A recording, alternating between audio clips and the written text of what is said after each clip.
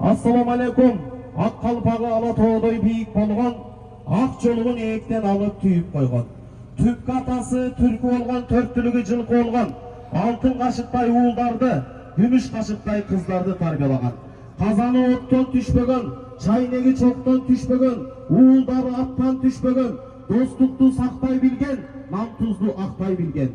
Ханның баласындай тек сөйлеген, бейдің баласындай бек сөйлеген, қасиетті қырғызстандықтар амансыздар ба? Биринчиден бүткүл аламды жаратқан, аламдардың içinden insanдарды жаратқан, insandардың içinden siz менен bizdi musulman kılıp жаратқан, 18.000 alamdın jaratучусу, kıyamet gündün padişası, tüölük ağaçtın iyisi, жаратқан Allah Talağızga çeksiz şükürler maqtalar olsun.